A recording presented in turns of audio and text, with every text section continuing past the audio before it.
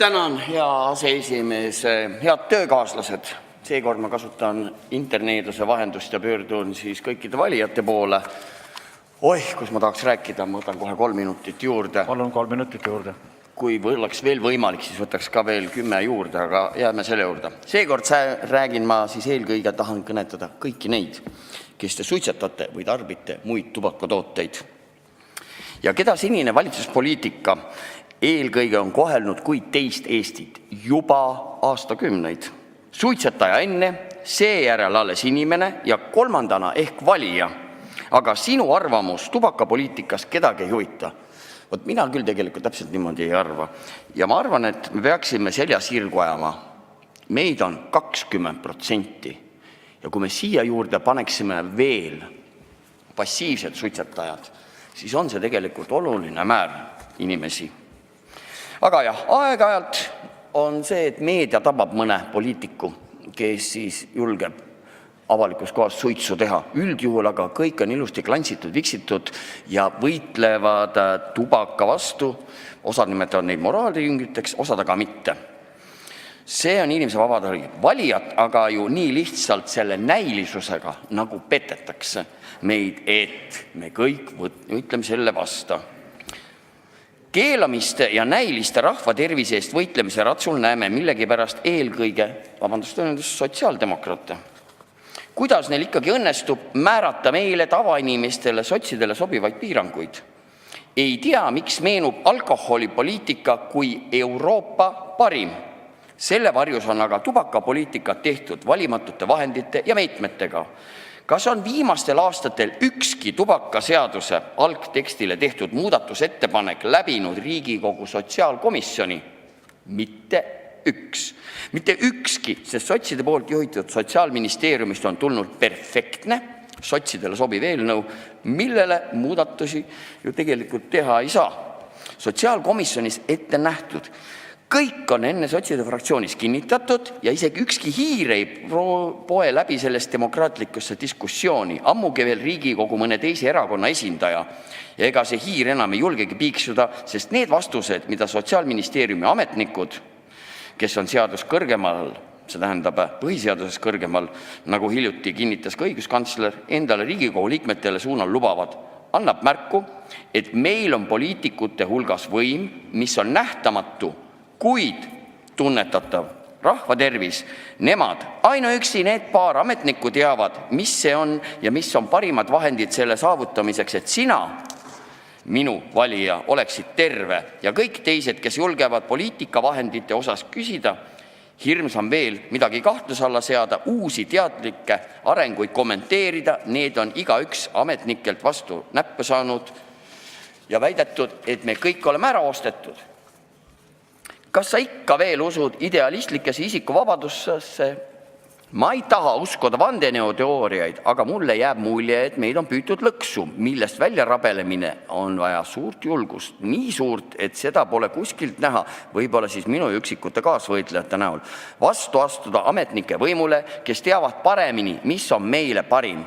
Vastu astuda sotsidele, kes teavad ka paremini, et kelle käes on viimastel aastatel olnud kõik ametikohad, kus sellealaseid otsuseid tehakse iseendaga, on ju loomulikult mugav kokku leppida. Tulge kõik 3. märtsil valima suitsetajad ja ka passiivsed suitsetajad. Tervise Arengu Instituudi hinnangul on tubakatoodete tarvitajaid umbes 20% täisealistest. See tähendab, et 20 kohta siin Riigikogus saaksime valida meie. Kas mõni erakond julgeb valimistele minna lubadusega, et Eesti suitsetajatel peab olema ligipääs kõige paremale ja uuemale teadusele? Talle peavad olema kättesaadavad kõik võimalikud sigarettidest vähem kahjulikumad tooted ja kui midagi peaks kindlasti muutuma, vähem kättesaadavamaks on need sigaretid. Ei, seda ei julge tegelikult ükski erakond lubada. Ei Isamaa, ei Kesk ega Reform. Sest sotside poolt tekitatud keskkond on selleks liiga ohtlik. Aga mina olen meie kõigi pärast tõsiselt murest. Äkki ei pane tähele, et meie õiguste tallamine jätkub kiirenevas tempos, vaatamata sellele, et valimised võidab, ei julge keegi muuta juba tehtud arutuid otsuseid tubakapoliitikas. Ja esiteks, e-sigarettide maitsete keelustamine 1. juulist sel aastal. See rahvatervislik idee tuli lausa Rahandusministeeriumist, mida Sotsiaalministeerium ilma suurema teaduslike põhjenduseta seadusesse kirjutas. Teiseks, vähem kahjulike toodete turule mitte lubamine.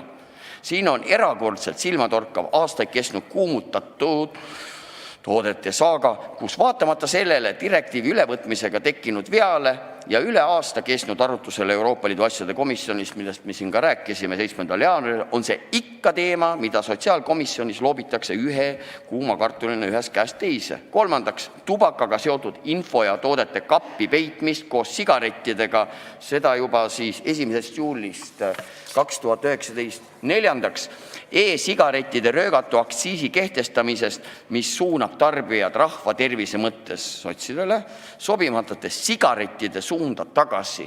Inimesed valivad sigareti. Tubakamaitseline e-vedelik, et loobuja ei unustaks sigareti maitset ja et tal oleks kergem selle juurde tagasi pöörduda. Interneti müügikeeld.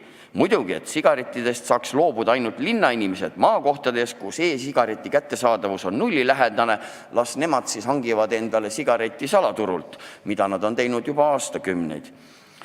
See ongi siis sotside rahvatervise plaan. Keelame valimatult lihtsalt keelamise pärast. Aitäh, härra Ossinovski. Suitsetaja on statistiline number, küll kõige suurem ennastsalgavate haiguste ja surmade tabelis, aga tema tervis täna on tähtis alles siis, kui ta on suutnud täielikult tubakast ja nikotiinist loobuda. Alles siis on ta inimene teie jaoks. Kui ta seda ei ole täna, nagu mina ja teised 20% nähtamatutest valijatest, siis ta ei ole piisavalt tähtis valija ega inimgrupp, kelle jaoks ei ole mitte miski oluline. Vaadake parteide valimisprogrammi. Keegi ei julge sinna tubakapoliitika kohta muud kirja panna, kui kõige rohkem seda, et tõstame aktsiise. Paljud ei julge isegi seda kirjutada. Suitsetaja ise teab, mis teeb. Me anname talle valiku, jätkata või lõpetada, aga tegelikult ei anna me talle mitte mingit valikut, sest vähem kahjulikest toodetest me ei saa nendega rääkida.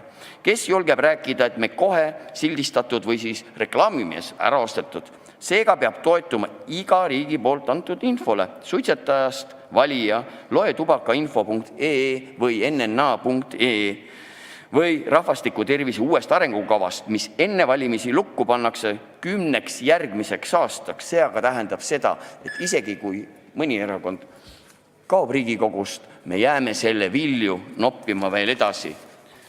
Passiivsed suitsetajad ja tavalised suitsetajad.